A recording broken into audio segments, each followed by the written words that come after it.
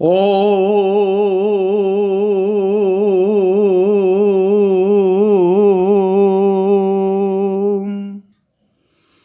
गुरुर्ब्रह्मा गुरुर्विष्णु गुरुर्देवो महेश्वरा गुरु साक्षात् परब्रह्म तस्मै श्री गुरुवे नमः। नित्यं शुद्ध निराभासं निराकारं निरञ्जनं नित्यबोधचिदानन्दं गुरुर्ब्रह्म नमाम्यहम्। यस्य पादप्रभाद्यस्ता प्रपञ्चो भाति भासुरा तमहं सद्गुरु वन्दे पूर्णानन्दचिदात्मकम् पूर्णानन्दचिदात्मकम्। सद्गुरुदेव परम भगवत स्वरूप श्री देवेंद्र विज्ञानी जी महाराज के चरण कमलों में प्रणाम करते हुए इस परंपरा के सुपात्र साधकों की आध्यात्मिक उन्नति की प्रार्थना श्री चरणों में करते हुए श्री शक्ति कुमार लंदन वालों के आग्रह से सौंदर्य लहरी पर तीसरा प्रवचन प्रस्तुत किया जा रहा है। विषय कठिन जरूर है, लेकिन अभ्यास के कारण और व्यक्तिगत अनुभवों के कारण आप इसको अच्छी प्रकार से समझ सकते हैं। आज का प्रसंग है तत्व शुद्धि। तत्व शुद्धि 36 तत्व कहे गए हैं शास्त्रों में। उनकी शुद्धि कैसे होती है, इसमें तो एक लाइन यही है। अगर एक लाइन में अगर आप समझ पा रहे हों तो अनात्म तत्वों में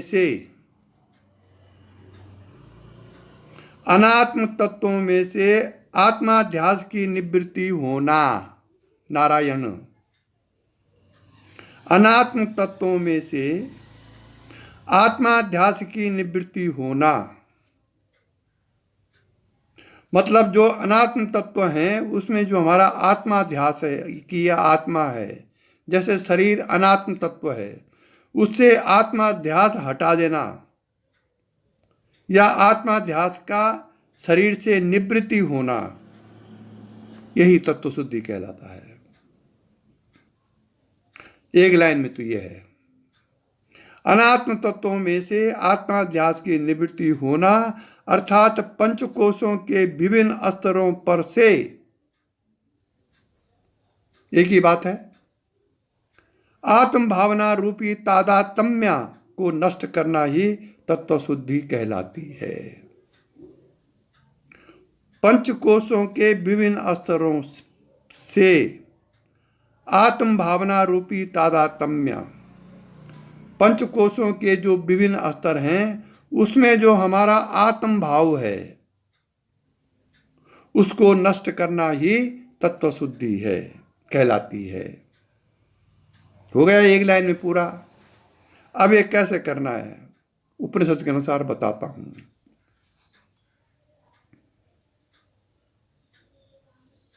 जैसे तैत्तिरीयोपनिषद के 8वें अनुवाक में कहा है कि इस लोक से प्रयाण करते समय, कौन सा लोक? ये मृत्यु लोक। इस लोक से प्रयाण करते समय अपने आत्म स्वरूप को जैसा बताया गया है वैसा जानने वाला मनुष्य इस आत्मा को अन्नमय कोश से निकालता है।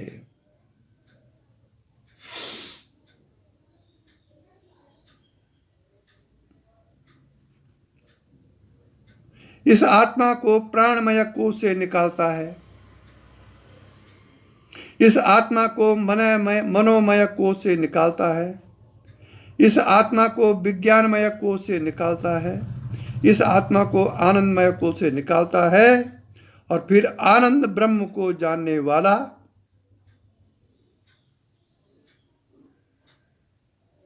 जहां से मन सहित वाणी बिना उसे प्राप्त किए लौट जाती है। जहां से, ध्यान दीजिए इसमें, जहां से मन सहित वाणी बिना उसे प्राप्त किए लौट जाती है,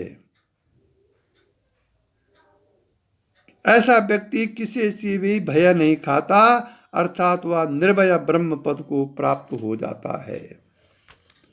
ये तो है थ्योरेटिकल नॉलेज।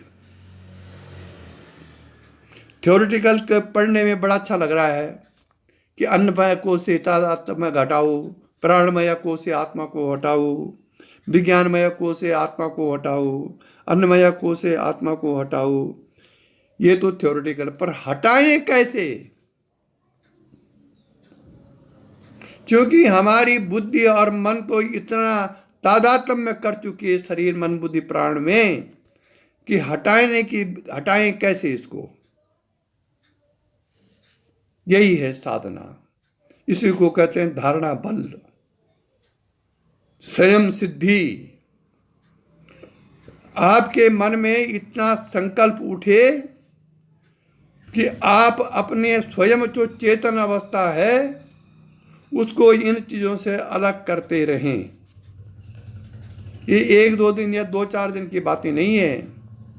बराबर आप अभ्यास करते रहेंगे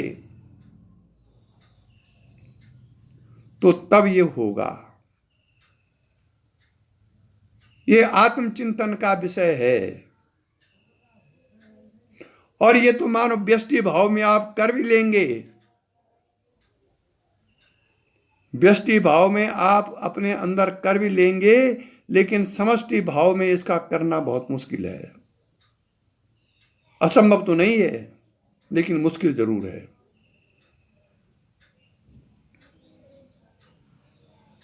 कैसे? ये अन्नमय कोश को यदि अब आप आत्मा को अलग करते हैं अन्नमय कोश से, तो अन्नमय कोश से यह शरीर बना हुआ है और यह शरीर 5 भूतों के मिश्रण से बना हुआ है। अभी मैं व्यष्टि की बात कर रहा हूं, इंडिविजुअलिटी। अब आप विचार कर सकते हैं कि यह शरीर आकाश, वायु, अग्नि, जल और पृथ्वी के तत्वों के मिश्रण से बना हुआ। ये शास्त्र कहता है, सभी कहते हैं। तो आप इसमें से आत्मा को अलग कर सकते हैं क्योंकि शरीर आपके सामने है। विचार करके, धारणा बल से, संयम सिद्धि से आप ये कर सकते हैं। लेकिन ये जो इंडिविजुअलिटी शरीर है, ठीक ऐसे ही शरीर विराट स्वरूप, विराट का है। समष्टि में भी यही शरीर है जिसको विराट पुरुष कहते हैं। ब्रह्मांड, पिंड का ही तो बड़ा रूप है ब्रह्मांड। वो ब्रह्मांड भी 7 तत्वों से बना हुआ है। आकाश उसमें है, वायु उसमें है, अग्नि उसमें है, जल उसमें है और पृथ्वी तो उसमें है ही। अब 5 तत्वों से ये पिंड बना हुआ है, 5 तत्वों से ये ब्रह्मांड बना हुआ है। तो पहले पिंड से आप आत्मा को अलग करेंगे और जो ही आप पिंड से आत्मा को अलग करेंगे अन्नमय कोश से, तो ही ऑटोमेटिक ब्रह्मांड से भी आपको आत्मा का अलग अनुभव होने लगेगा, क्योंकि पिंड ब्रह्मांड की एकता है। अगर ब्रह्मांड में आप भ्रमण करने लगेंगे कि पहले आकाश हो रहा, तो आप कभी नहीं कर सकेंगे। इसीलिए भगवान ने ऐसी रचना रची है ब्रह्म ने ऐसी रचना रची है कि यदि आप शरीर के अंदर के चक्रों को विजय कर लेते हैं, मन को विजय कर लेते हैं, तो समष्टि मन ऑटोमेटिक विजय हो जाएगा। अपने शरीर के अंदर जो प्राण है उस पर विजय प्राप्त कर ले तो समष्टि प्राण पर ऑटोमेटिक विजय प्राप्त हो जाएगी। अपने व्यष्टि पिंड में शरीरात्मक भाव में यदि आप आत्मा को हटा देते हैं तो समष्टि जो विराट स्वरूप उसमें भी आत्मा अलग होने का अनुभव आपको हो जाएगा।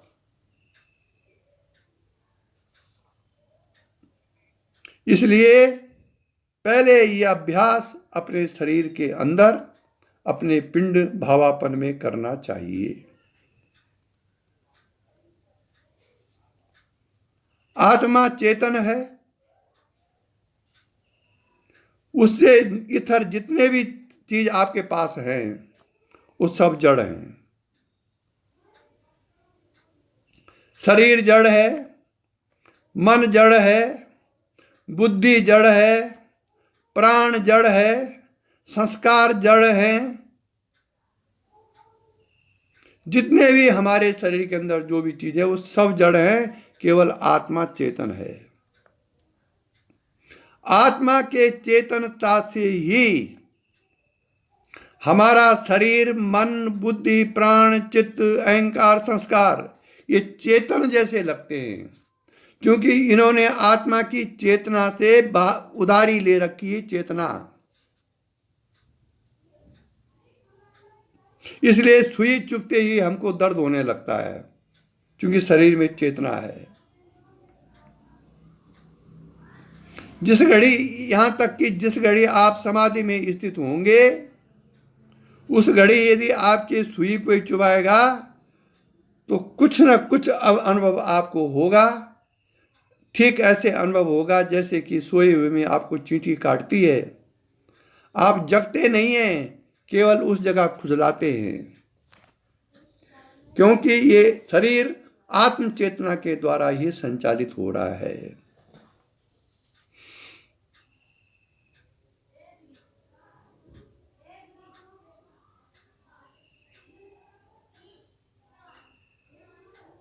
और जो इस चीज को जानता है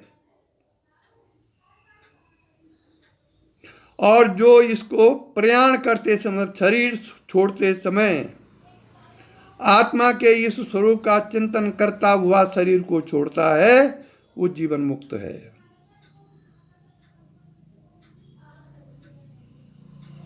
अमोमन तो अंत में पुत्र, पत्नी, परिवार, संस्कार, कर्म ये सामने आ जाते हैं।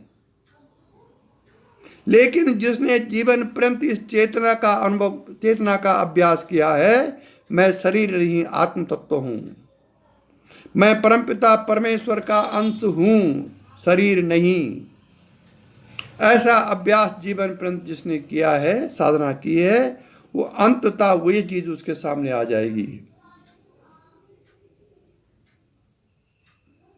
ये संभव है कि आप जीवन पर्यंत साधना करते रहें, अभ्यास करते रहें, और अंत समय अभ्यास की कमी के कारण आप उसको भूल जाएं, तो आपका जीवन पर्यंत की साधना बेकार चली गई। अगले जन्म में काम आ सकती है, ये जन्म तो गया।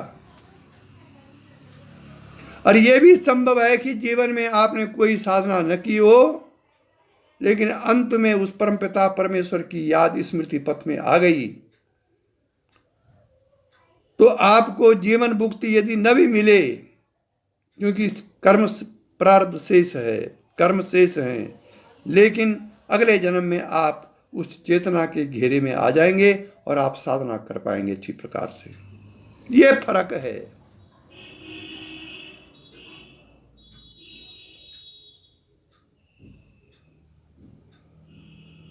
मैंने जीवन में ऐसे कई लोगों को देखा है जिनका बड़ा नाम, बड़ा दाम, बड़ा ग्राम, हजारों शिष्य, लेकिन अंतिम 2-3 सालों तक वो अचेतन अवस्था में रहे, नौकर के अनुसार चलते थे। वो जैसे नौकर बोलता था वैसे करते थे। वो चेतना लुप्त, किसी को पहचान नहीं रहे। 3 साल हो गए, बहुत बड़ा नाम। उनके शिष्य आए जो गुरुजी के शिष्य बने बाद में, उनको मैंने पूछा, उसने कहा कुछ नहीं। कारण क्या है? जिंदगी भर संन्यास तो ले लिया, लेकिन वही संसार का घेरा रहा। शिष्यों के बीच में, भक्तों के बीच में वही सांसारिक बातें, वही संस्कार, वही सब कुछ। किताबें रटने से तो विद्वान तो हो गए, शास्त्रों के रटने से विद्वान तो हो गए, लेकिन उस साक्षी आत्म तत्व का दर्शन नहीं कर पाए। तो विख्यात होना अलग बात है और आत्मज्ञानी होना बिल्कुल दूसरी बात है। कोई जरूरी नहीं कि आत्मज्ञानी महापुरुष विख्यात हो जाए, और यह भी कोई जरूरी नहीं कि विख्यात कोई महात्मा आत्मज्ञानी हो जाए। कोई दुर्लभ महात्मा है जो आत्मज्ञानी भी है और विख्यात भी है। जो जैसी साधना करेगा तदनुसार उसको मिलेगा।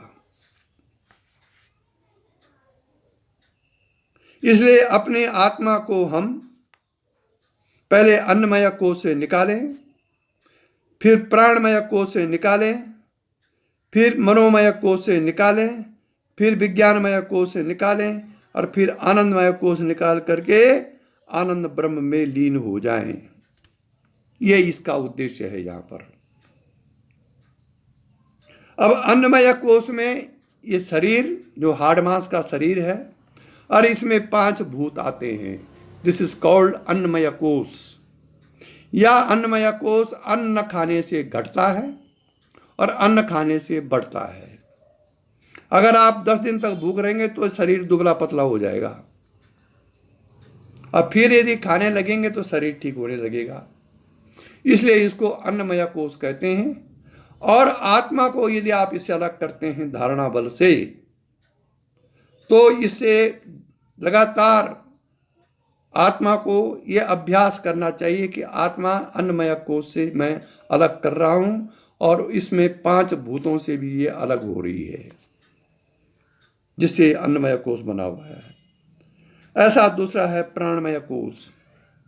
प्राणमय कोश में मुख्य प्राण और 5 प्राण और समान, व्यान, उदान और अपान। 4 प्राण, 1 मुख्य प्राण, 5 प्राण, ये प्राणमय कोश में आ गए। प्राणमय कोश से आत्मा को कैसे अलग किया जाएगा? 5 प्राणों से धारणा बल से आप अपनी चेतन सत्ता को अलग करेंगे।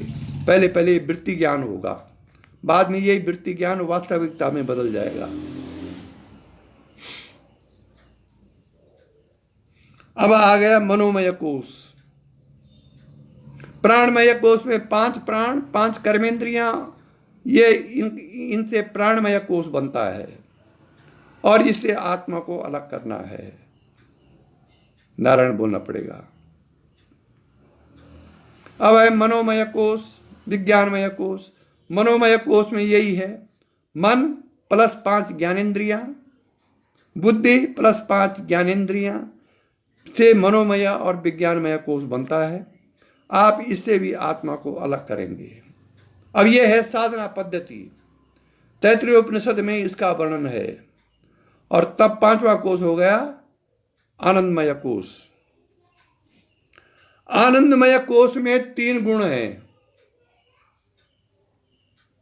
जिनका प्रतिबिंब 4 कोशों में पड़ता है। 3 गुण है, रजोगुण, तमोगुण, सतोगुण।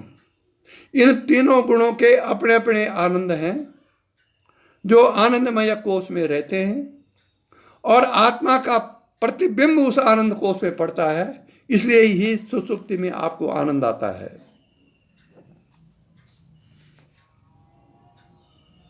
इससे भी देखो, सतचित आनंद आत्मा नहीं है।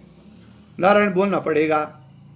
सतचित आनंद आत्मा के लक्षण हैं। सतचित आनंद आत्मा के लक्षण हैं, आत्मा नहीं है। सच्चित आनंद से आप आत्मा का निर्देशन कर सकते हैं। जैसे पेड़ के पत्तों में छुपा हुआ कोई फल है, तो आप दूर उंगली से बता देते हैं कि उन पत्तों के बीच में जो फल है वो आम का फल है। ऐसे ही सच्चित आनंद जो है वो तन्निष्ठ लक्षण है आत्मा का। जैसे कि सफेद घोड़े में के पैरों में काला स्पॉट्स पड़े हुए हैं, तो ये लक्षण है उस घोड़े के। वो काला स्पॉट घोड़ा नहीं है, उसके पैरों में जो ब्लैक स्पॉट्स हैं, ब्लैक जो कलर है, वो उस घोड़े के लक्षण हैं। ऐसे ही सच्चित आनंद आत्मा के लक्षण हैं, और आत्मा इन लक्षणों से ऊपर है। नारायण बोलना पड़ेगा। इसीलिए शास्त्र कहता है कि आनंद ब्रह्म को जानने वाला, जो आनंद ब्रह्म को जिसने जान लिया, अर्थात आनंदमय कोश से जो पार हो गया। आनंदमय कोश में तो आत्मा का प्रतिबिंब पड़ रहा है, उस आनंदमय कोश से पार जो हो गया उसको आनंद ब्रह्म की प्राप्ति होती है, मतलब वो आनंद ब्रह्म हो जाता है। और इसीलिए शास्त्र कहता है कि उस आनंद ब्रह्म तक ही मन और वाणी की पहुंच है। जगत बटेकम पृथुकम शयानम बालम मुकुंदम मनसा स्मरामि। इसलिए शास्त्र कहता है कि जहां से मन सहित वाणी बिना उसे प्राप्त किए लौट आती है, किसी से भी भय नहीं खाता ऐसा व्यक्ति, वही व्यक्ति निर्भय ब्रह्म पद को प्राप्त हो जाता है। कब प्राप्त हुआ ये? जब उन 5 तत्वों में जो हमारा जो 5 अनात्म तत्व थे, उसमें हमने अनात्माध्यास हटा करके, आत्माध्यास हटा करके अनात्मता को तिरस्कृत कर दिया है, तब ये तत्व शुद्धि होगी। इसी को तत्व शुद्धि कहते हैं। अब आगे ये और कठिन है समझना, क्योंकि इतना अभ्यास कौन करेगा, इतनी गणना कौन करेगा। अन्नमय कोश 5 भूतों से बना है, I have already told you. इसलिए उससे निकालने के लिए क्रमशः पृथ्वी, जल, अग्नि, वायु और आकाश 5 स्तरों से आत्मा को हटाना पड़ेगा, व्यष्टि और समष्टि दोनों में। उक्त तत्व भी अपने अपने स्तर पर अन्य तत्वों के सम्मिश्रण के परिणाम हैं। अब देखिए आप, पृथ्वी तत्व में 56 तत्व कहे गए हैं।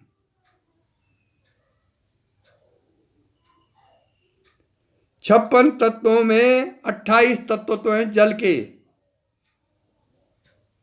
और 28 तत्व हैं पृथ्वी के। तो 56 से के मिश्रण से ये पृथ्वी बनी है। जल में है 52,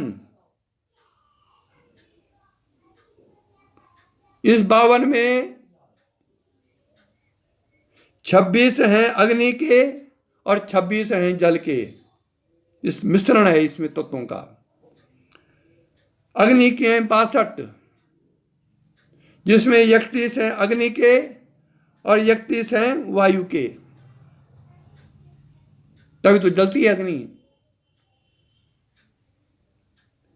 और वायु में है 54,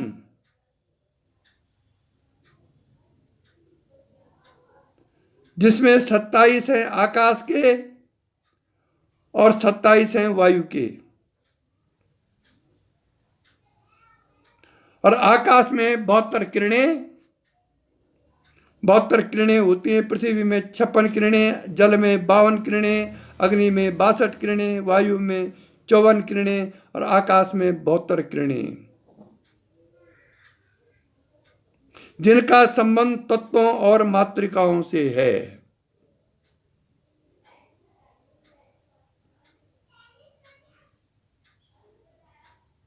फिर उनके उतने ही अधिदेवता हैं।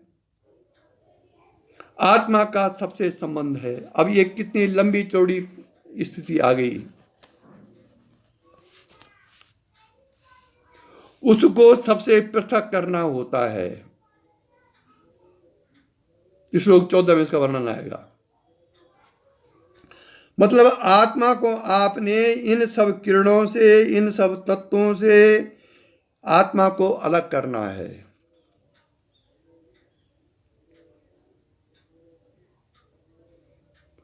इस प्रकार प्राणमय कोश के भी 5 स्तर हैं। उनके नाम प्राण, अपान, समान, व्यान, उदान हैं, जिनके द्वारा अन्नमय कोश के अभ्यंतर व्यापारों की सब क्रियाएं होती हैं।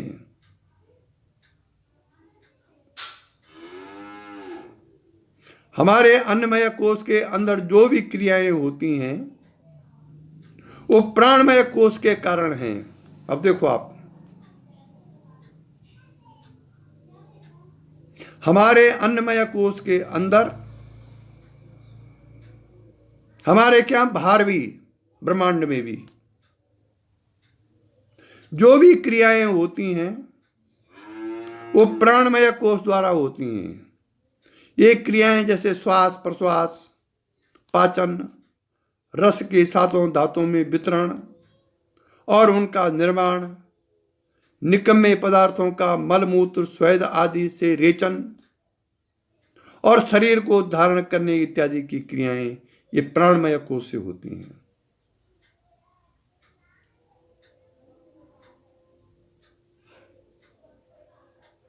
अब आ गए मनोमय कोश में भी 5 भूतों से संबंधित 5 व्यापार हैं और उनकी 64 किरणें हैं। ये मनोमय कोश में है। वह हाथ पैर गुदा उपस्थ और वाक शक्ति की कर्मेंद्रियों की क्रियाएं हैं। विज्ञानमय कोश के भी 5 स्तर हैं।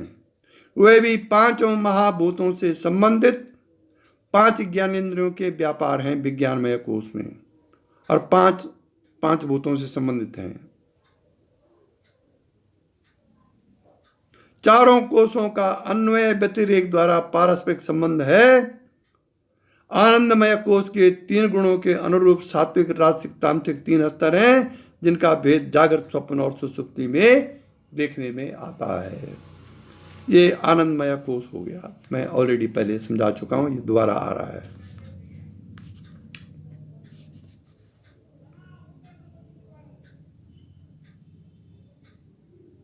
इतना हो गया।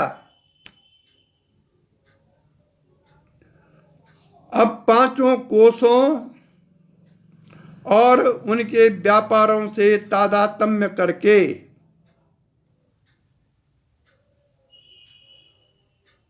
आत्मा जन्म मृत्यु जरा व्याधि शोक मोह में के जाल में पड़ा है। हम क्यों इस जाल में पड़े हुए हैं? जन्म मृत्यु जरा व्याधि शोक मोह के जाल में हम क्यों पड़े हुए हैं? क्योंकि हमारा तादात्म्य जो है ना, इन 5 कोशों में है, इन 3 शरीरों में है। 5 कोश बोलो तो वही है और 3 शरीर बोलो तो वही है, स्थूल सूक्ष्म और कारण। सरलता में समझना चाहो तो 3 शरीरों से हमारा तादात्म्य है, स्थूल सूक्ष्म और कारण। शक्तिपात दीक्षा के बाद जिनकी शक्तिपात दीक्षा बिल्कुल ठीक हुई है,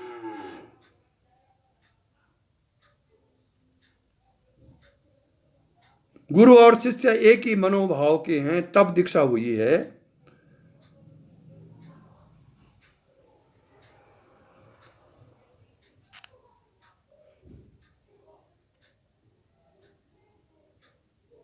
क्या कहना चाहता था मैं भूल गया। एनीवे, आगे याद आएगा। तो उपरोक्त जो हमने 5 कोश बताए हैं, उनके व्यापारों से तादात्म्य करके आत्मा जन्म मृत्यु जरा व्याधि शोक मोह के जाल में पड़ा है।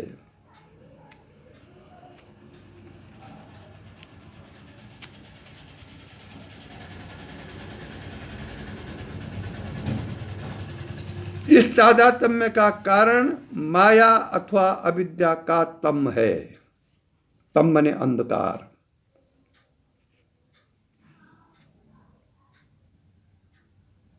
अविद्या का यही रूप है कि अनात्मक तत्वों में आत्मभाव, यह अविद्या है। उनकी अनित्यता में नित्यत्व का भाव, कि शरीर हमेशा रहेगा, अभी अनित्यता में नित्यता का भाव है। वाणी तो हम जानते हैं कि शरीर जाएगा, लेकिन हम इतने अटैच्ड हैं शरीर से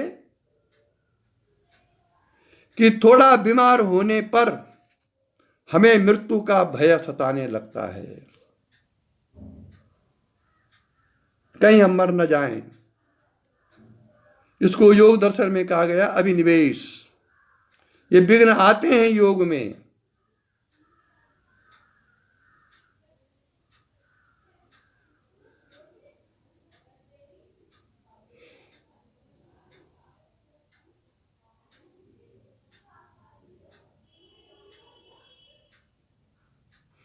उनके अपवित्र संगातों में पवित्रता का भाव और उन पर पड़ने वाली आत्मा के ही आनंद की छाया की तारतम्यता से अनुभव में आने वाले दुखों में सुख का भाव अर्थात सर्वथा विपरीतता का आभास उत्पन्न हो जाता है अविद्या के कारण।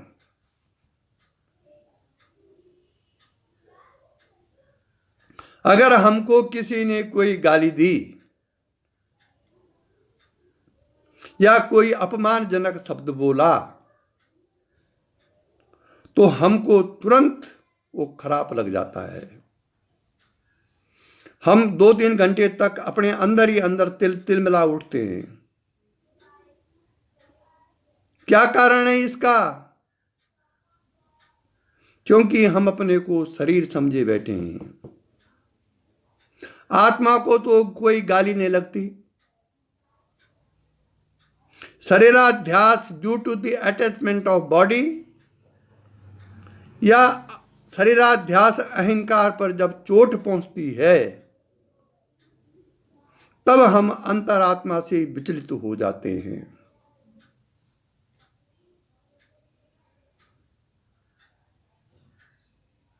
आप अपने को बहुत बड़ा गुरु समझते हैं, बहुत बड़ा ज्ञानी समझते हैं, बहुत बड़ा शक्तिधारी समझते हैं, और किसी ने आपको अपमानित कर दिया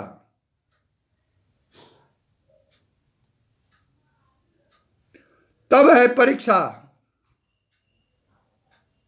कि आप आत्मस्थ हैं या शरीरस्थ हैं।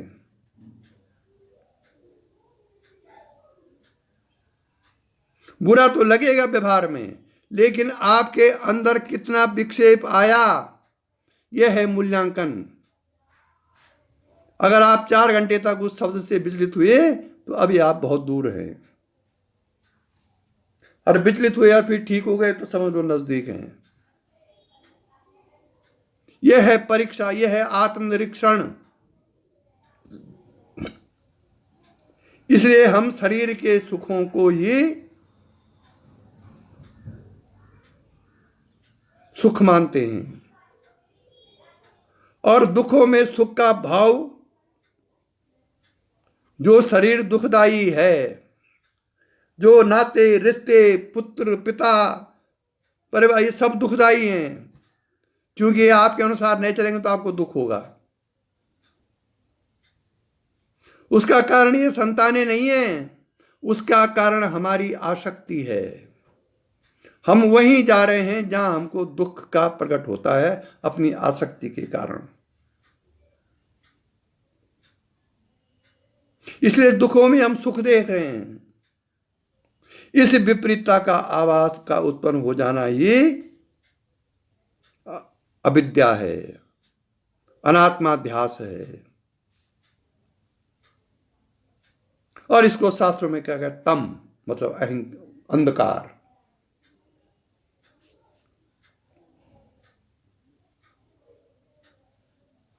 अष्टधा प्रकृति मतलब 8 प्रकार की प्रकृति है।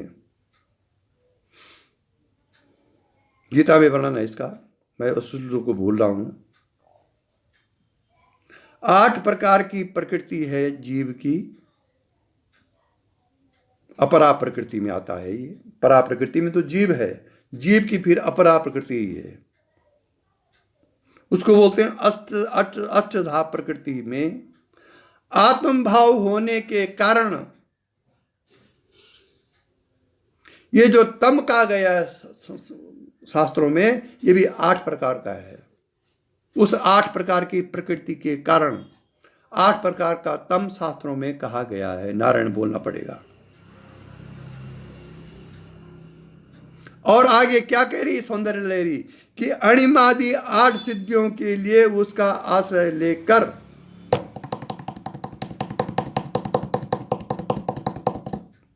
अणिमादि 8 सिद्धियों के लिए उनका आश्रय लेकर अभिमान करना अथवा उनमें फंसकर अहंकार करना 8 प्रकार का मोह है। जिन सिद्धियों के वर्णन सुनकर के लोग इतने उत्साहित होते हैं, शास्त्रों में उन सिद्धियों को मोह कहा गया है।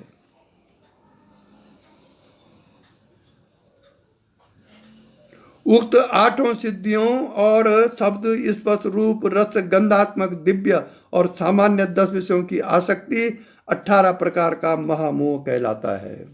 शक्तिपात में ये होता है जब दिव्य गंध, दिव्य स्पर्श, दिव्य श्रवण, ये चीजें जब अंदर से उत्पन्न होती हैं। कई लोगों के फोन आते हैं मुझको, कोई बोल रहा है कपूर की गंध आ रही है बाहर। बाहर का है कपूर की गंध, वो तो अंदर से आ रही है। और उस अंदर से कपूर की गंध या दिव्य गंध आकर के हम उसमें बंध जाते हैं। हम इच्छा करते हैं बार बार भगवान ऐसा फिरो। यही है महामोह।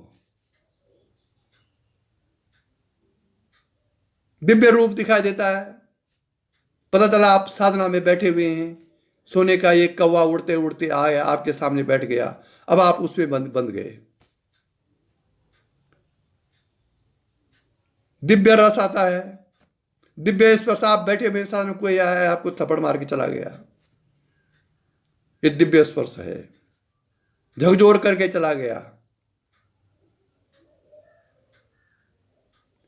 तो ये जो शक्ति की कृपा से अंदर क्रियाएं होती हैं, जिसका वर्णन महायोग विज्ञान में बड़ा भारी किया है हमारे परम गुरुदेव श्री योगेंद्र विज्ञानी जी महाराज ने। इसमें यदि आप बंध गए तो आगे का मार्ग रुक जाएगा।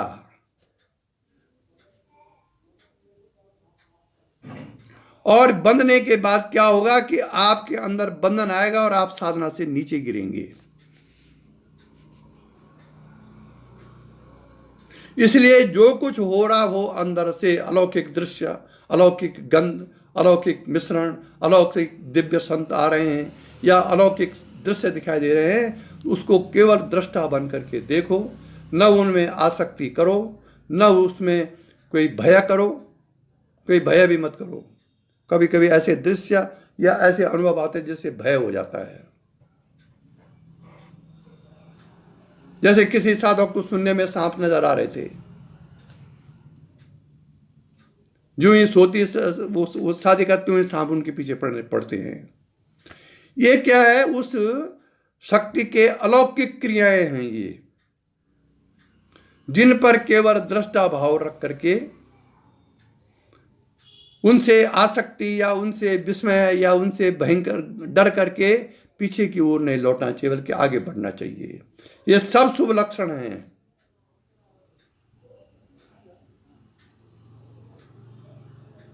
ये सब द्वैत के अलौकिक दर्शन हैं। जब अद्वैत के अलौकिक दर्शन होते हैं तो ये द्वैत वाली जितनी भी अलौकिकता है ये खत्म होकर के आप अद्वैत में प्रतिष्ठित होते हैं।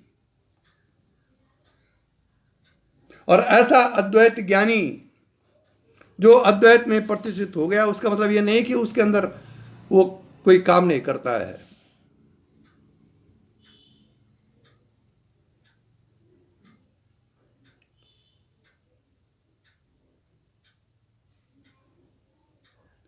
क्योंकि जागृत अवस्था में ब्रह्मानंद का अनुभव करने वाला व्यक्ति स्वप्न में भी आनंद करता है।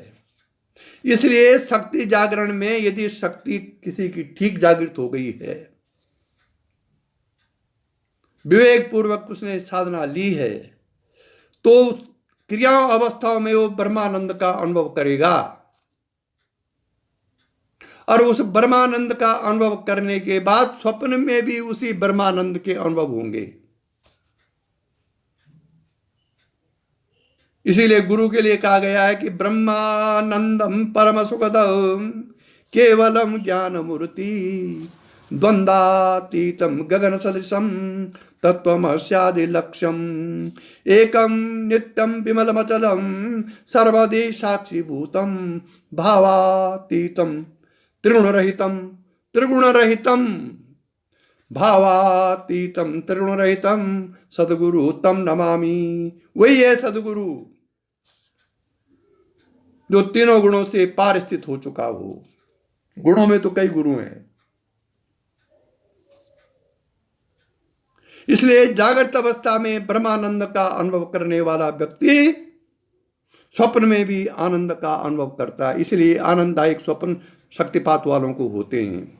कई शिष्यों के फोन आ रहे हैं, कई भक्तों के, वो आश्चर्य करते हैं ऐसा कैसे होता है। किंतु उसका स्वप्न केवल आनंद की वासना से उत्पन्न नहीं होता, वरन उसकी अविद्या की वासना भी उस स्वप्न में रहती है, और वह भी स्वप्न रचना के कारण होती है।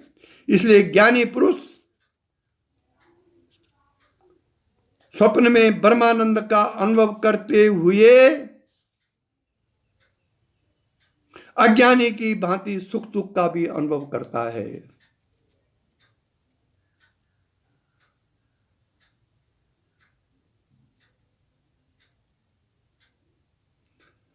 यहां अज्ञानी के समान या मूर्खवत का तात्पर्य यही है कि यद्यपि अज्ञान के निवारण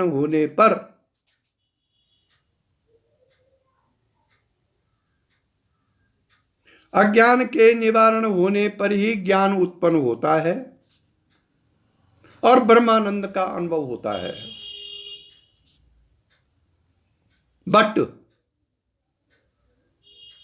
बट जब उस ज्ञानी का प्रारब्ध शेष है, प्रारब्ध तो निशेष हुआ नहीं, शरीर इसीलिए कि प्रारब्ध शेष है, क्योंकि शरीर तो तब जाएगा जब प्रारब्ध निशेष होगा। ज्ञान तो हो गया, सेल्फ रियलाइजेशन उसको हो गया, लिबरेशन का अनुभव प्राप्त हो गया, सल्वेशन का अनुभव प्राप्त हो गया, लेकिन शरीर के कारण प्रारब्ध शेष है अभी। और क्योंकि प्रारब्ध शेष है इसलिए शरीर चल रहा है। चलत कुंडलम भ्रू सुनेत्रम विशालम प्रसन्नाननम नीलकंठम दयालम। अब ये क्यों लिखा हुआ है? क्योंकि शरीर चल रहा है तब तक प्रारब्ध अपना प्रभाव दिखाता है, जब तक शरीर शेष है।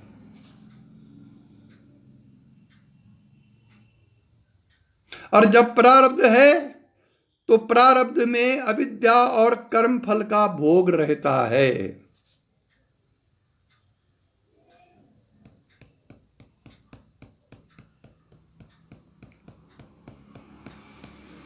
उसका प्रभाव जागृत और स्वप्न दोनों अवस्थाओं में दिखाई देता है। उस प्रारब्ध का प्रभाव, प्रारब्ध ज्ञानी अज्ञानी दोनों में एक समान रहता है। इसलिए गीता में भगवान ने इसीलिए कहा है कि सदृशम चेष्टते स्वस्या, अध्याय 3 का 33वां श्लोक। इट इज वेरी इंपॉर्टेंट श्लोक। जो ज्ञानी की पहचान नहीं कर पाते हैं वो, उनको ये ज्ञान नहीं रहता है।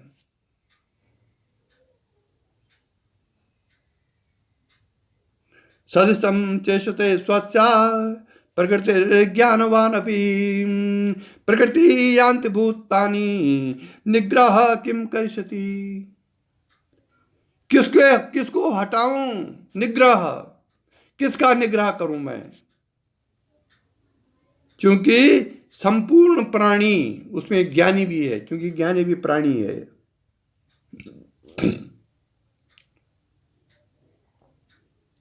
क्योंकि संपूर्ण प्राणी अपने स्वभाव के परवश चेष्टा करते हैं। ज्ञानी का जो स्वभाव होगा, उसका जीव भावापन स्वभाव,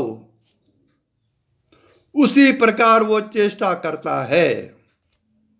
अगर क्रोधी स्वभाव है तो क्रोधी पूर्वक चेष्टा करेगा। दुर्वासा क्या थे? परम सिद्ध, त्रिगुणातीत संत, संकल्प सिद्ध दुर्वासा ऋषि, लेकिन क्रोधी स्वभाव के थे। स्वभाव तो ज्ञान की 6वीं 7वीं भूमिका में कम होने लगता है। 6वीं भूमिका तक स्वभाव वैसे ही रहता है। इसलिए जिसके लिए गीता कहती है सदृशम चेष्टे स्वस्या प्रकृतिर ज्ञानवानपि, तो भी स्वभाव तब बदलेगा जब वो ज्ञानी चाहेगा कि मेरा स्वभाव बदले, न तो लास्ट तक वैसे रहता है वो। प्रकृति यान्ति भूतानि, क्योंकि ये स्वभाव तो प्रकृति के अनुसार चल रहा है ना, प्रकृति से उसे कोई मतलब नहीं है।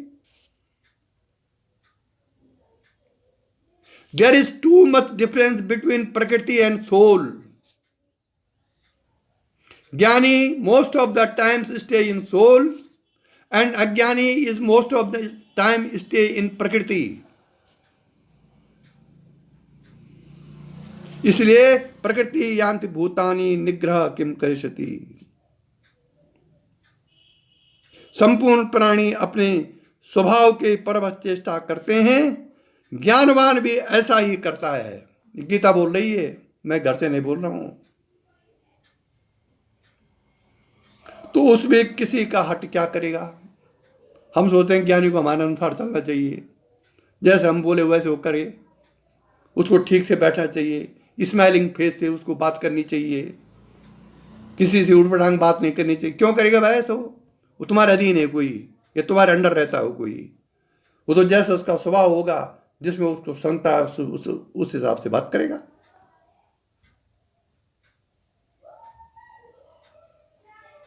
इसलिए मोक्ष का जो प्रकटन होता है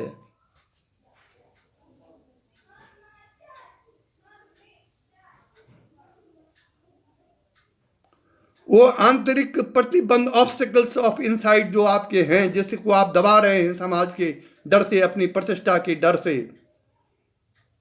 अपनी सामाजिक मर्यादाओं के डर से जिसको दबा रहे हैं, जब तक वो नहीं टूटे तब तक मोक्ष मिलना कठिन है।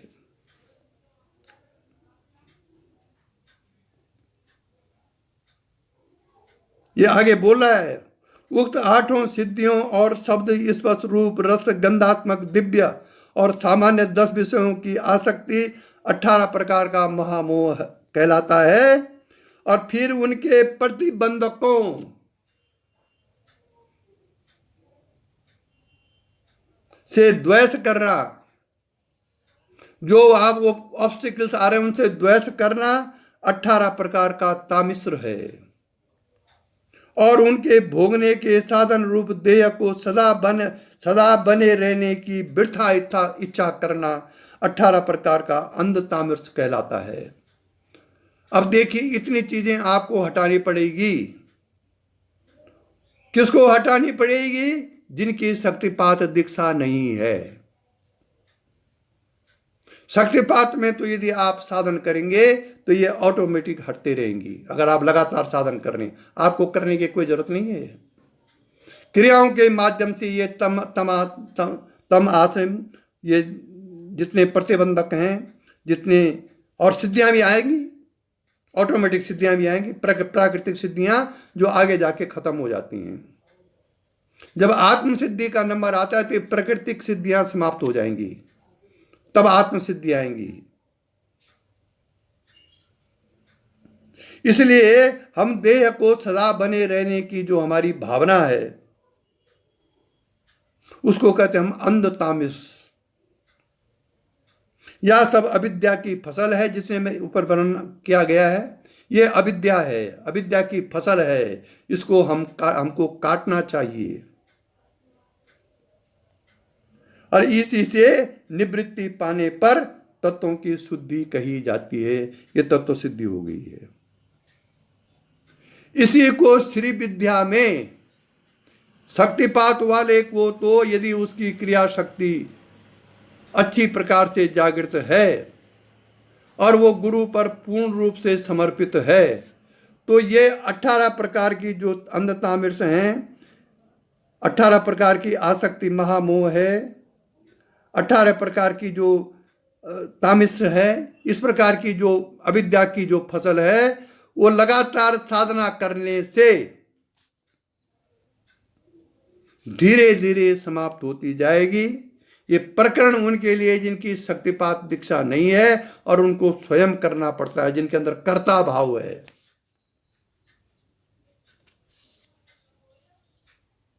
इसीलिए श्री विद्या में या कर्म कांड में बिरजा हवन के मंत्रों द्वारा बैर यज्ञ करके तत्व शुद्धि की जो भावना की जाती है, अंतर्योग द्वारा ही उसकी उपलब्धि होना शक्य है।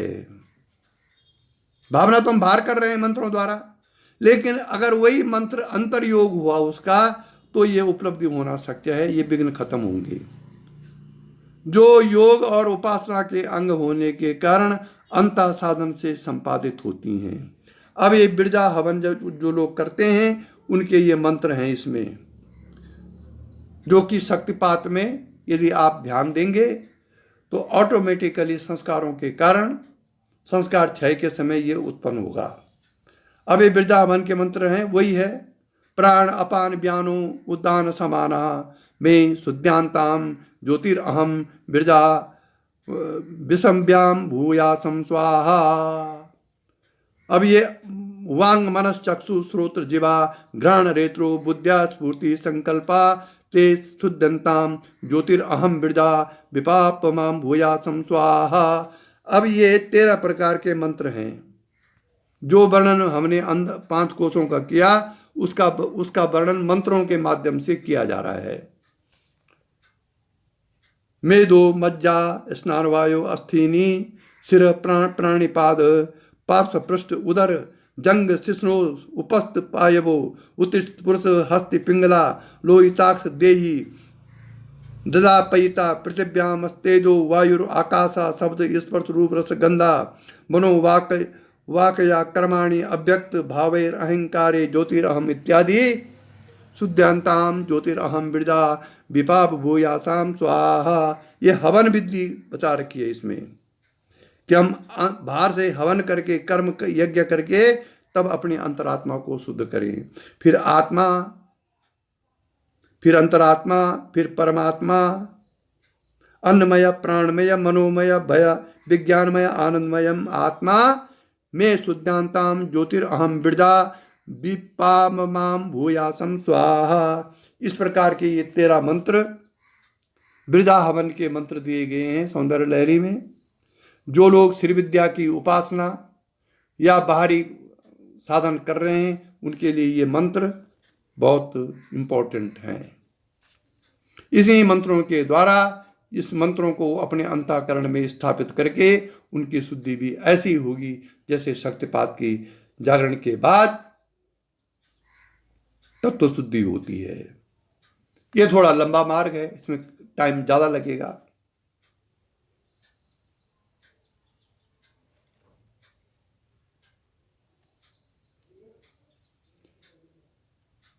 प्राणायाम द्वारा भी भूत शुद्धि की जाती है, परंतु वह भी भावना प्रदान ही है। उसकी विधि इस प्रकार है।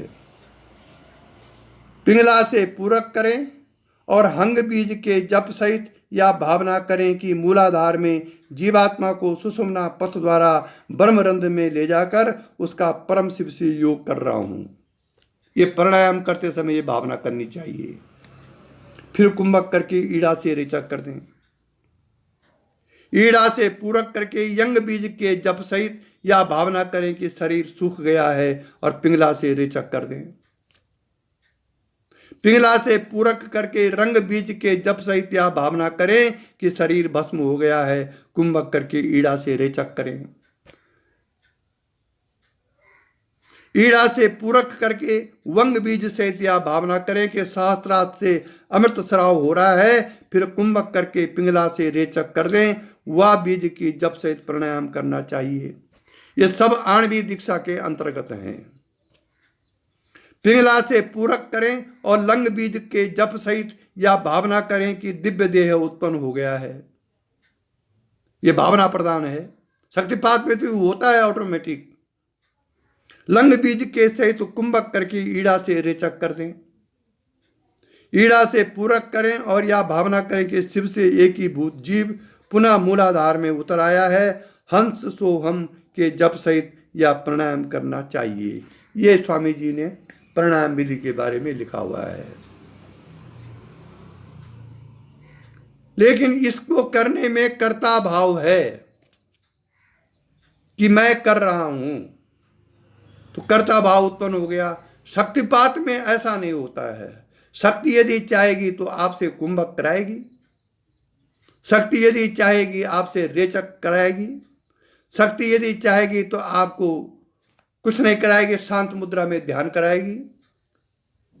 शक्ति आपको चाहेगी तो देह से निकलने की प्रक्रिया आपको समझाएगी। शक्ति यदि चाहे तो आपके रोगों को, आंतरिक रोगों को नष्ट करेगी। जो विघ्न है अंदर, वासना है, विषयासक्ति है, तो वहां अपने आप होगा। विशेषकर यदि आप साधना में बैठ रहे हैं। यदि आप चाहेंगे हम साधना में नहीं बैठें और दीक्षा हमने ले ली है, कोई बात नहीं, साधना में बैठना, तो कुछ नहीं होगा। फिर तो आप उनसे भी गिरे पड़े हुए हैं जिन्होंने दीक्षा नहीं ली, कोई गुरु नहीं बनाया। कम से कम वो अपने को धोखा तो नहीं दे रहे हैं। आप तो दीक्षा के अभिमान में कि हमारा गुरु बड़ा सिद्ध था, उस अभिमान में आप और ग्रसित हो रहे हैं। और साधना श्री को आप बिना साधन किए हुए जो कुछ प्राप्त आपको हुआ, थोड़ा बहुत 5-10%, उसको भी आप खत्म कर रहे हैं। तो आप अपने को धोखा दे रहे हैं। अज्ञानी जो है, जिसने कोई गुरु नहीं किया, कोई दीक्षा नहीं ली, कम से कम धोखा तो नहीं दे रहा। वो खुले में तो बोल रहा है क्या होता है भगवान, क्या होता है, कुछ है तो अपने अंतरात्मा में तो ठीक है वो। इसलिए पहले आत्म साक्षात्कार कीजिए और फिर बाद में होगा परमात्मा साक्षात्कार। बिना आत्म साक्षात्कार के परमात्मा साक्षात्कार नहीं हो सकता।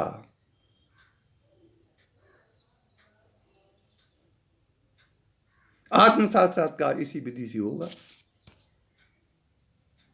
कहीं कर्ता भाव होगा, कहीं अकर्ता भाव होगा, लेकिन 5 कोशों से पार करते हुए आप अपनी चेतना को 5 कोशों से पार करते हुए आत्मा में अपने को स्थित कीजिए। इसीलिए गीता में कहा है, आत्मसंस्था मनः कृत्वा, आत्मसंस्था मनः कृत्वा न किंचिदपि चिंतयेत। मन को आत्मा की ओर अभिमुख करके किसी प्रकार का सांसारिक चिंतन मत कीजिए। यदि आप 1 घंटा भी ऐसा कर पाए तो काफी कुछ प्राप्त हो सकता है। इसी के साथ आज का प्रवचन समाप्त हुआ। यही दिव्य दृष्टि हमें दीजे भगवान, हो कण कण में निस दिन तुम्हारे ही दर्शन।